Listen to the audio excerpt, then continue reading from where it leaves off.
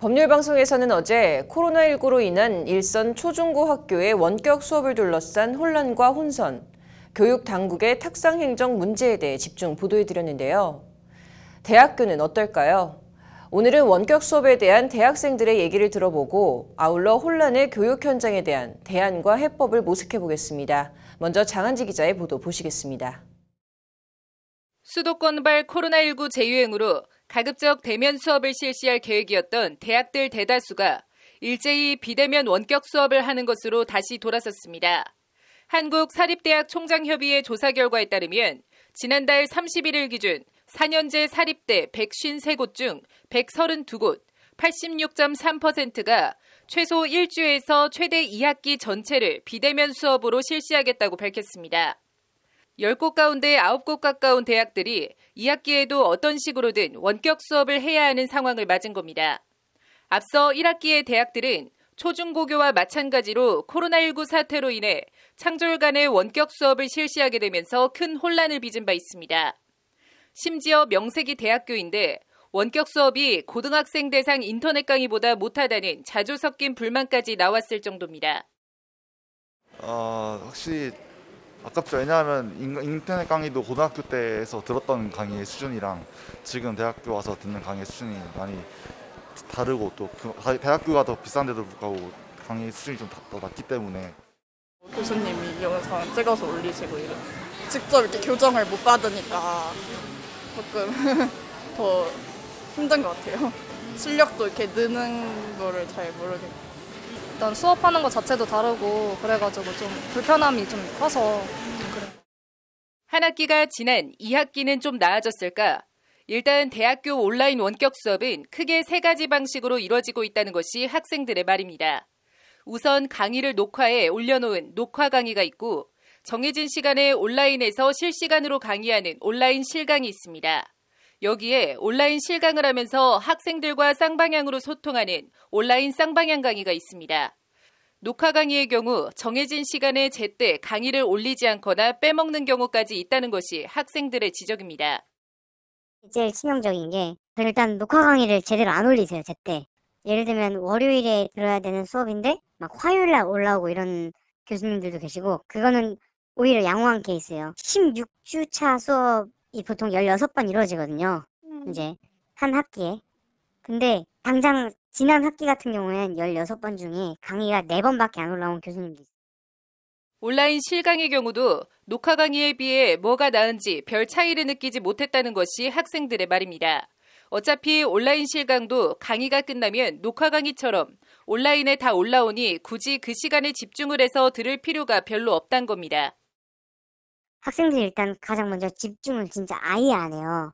그래서 틀어놓고 딴짓하는 학생도 있고 이게 카메라가 켜져 있는 경우도 거의 없어가지고 그래서 그런 경우에는 마이크도 꺼놓고 캠도 꺼놓고 이렇게 하니까 교수님만 아무래도 말하게 되는 그런 단점이 있죠. 그래서 학생들과 뭔가 핑퐁 이런 게 잘 안 되는 부분들도 있고 특히 예체능 계열의 경우 따로 영상을 녹화하는 게 아니라 교수 본인의 공연을 그대로 녹화해 올리거나 스케줄에 맞춰 수업을 취소하는 일까지 있었다고 학생들은 목소리를 높입니다. 외부 작업을 하시는 교수님들이 꽤 있어요. 네, 그러다 보니까 그 수업을 계속 줌으로 하시다 보니까 수업을 당일날 취소를 하고 우리 공연이 지금 셋업 중이다. 이렇게 공연이 바쁘다. 다른 외부 공연이 바쁘다 해서 학교 공연 수업은 취소를 하고 그러는 경우가 되게 많았어요. 실시간 쌍방향 수업이 그나마 집중도도 높고 대면 수업과 비슷하게 소통할 수도 있는데 문제는 기술적인 부분에서 발생했다고 합니다. 어쨌든 네트워크에 따라 다르고 본인이 어디에 있느냐에 따라서 조금 다르긴 한데 많이 끊기거나 소리가 잘 안 들리고 마이크가 켜져 있어야 될 상황에도 켜져 있지 않아서 뭐 얘기를 못하는 그런 상황들도 발생하기도 하고 아무래도 돌발 상황들이 좀 많은 것 같아요. 무엇보다 원격 수업 관련 학생들의 가장 큰 불만은 다름 아닌 학점입니다.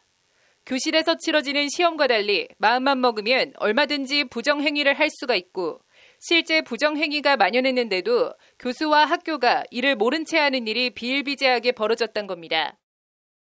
학생들이 시험을 볼 때 부정행위들이 굉장히 많이 나오게 된단 말이에요. 그러면 이런 부정행위들에 대해서 솔직히 교수님들, 뭐 조교님들 그냥 대충 눈 감아주거든요. 너네만 할 게 아니라 다른 학생들도 다 할 걸로 판단이 되니까 그냥 놔두겠다.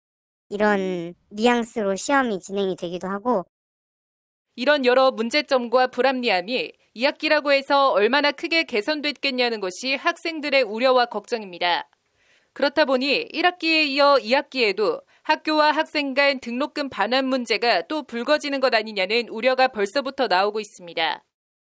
다 비대면으로 진행을 하게 됐고, 그래서 실기실도 아예 사용을 하지 못했는데 등록금 자체가 다 시설 이용료나 그리고 공연 제작금 이런 것 때문에 등록금이 비싼 걸로 알고 있었어요. 근데 지난 학기에도 똑같은 문제 제기가 있었지만 학교 측은 성적장학금을 없애고 이를 코로나 장학금으로 돌리는 조삼모사, 눈 가리고 아웅을 했다고 분통을 터뜨립니다. 저희가 등록금 반환이 아니라 성적 장학금을 그냥 아예 폐지를 시켜버리고 학과생들의 동의 없이 그냥 재학생들의 동의 없이 총학이랑 같이 그냥 회의를 해가지고 그러면 성적 장학금을 없애고 성적 장학금을 코로나 극복 장려금을 학교 측에서 심지어 등록금 반환 집단 소송에 참여한 학생들이 소송에서 빠지면 등록금의 일부를 돌려줄게 하는 식으로 회유하는 경우까지 있었다고 합니다. 그러면 이게 어이가 없어져 버리게 되는 거죠. 이렇게밖에 안 들려요. 그러니까 너희들 막 소송 거는 사람도 있고 하니까 어쨌든 그러면 우리가 돈을 좀 많이 배상해줘야 될 것 같으니까 이 정도 선에서 쇼부를 보자. 이렇게만 받아. 문제는 학교 측의 이런 행태가 어느 특정 대학의 문제가 아니라는 데 그 심각성이 더합니다. 이와 관련 등록금 반환 집단 소송을 진행하고 있는 대학생들이 지난달 20일 국회에서 대학들이 소송을 취하하도록 학생들을 상대로 회유와 협박까지 가하고 있다는 폭로 기자회견을 열기도 했습니다. 실제 학교 측의 회유와 협박에 110명이 소송에서 빠졌고 심리치료를 받는 학생도 있다는 것이 학생들의 주장입니다.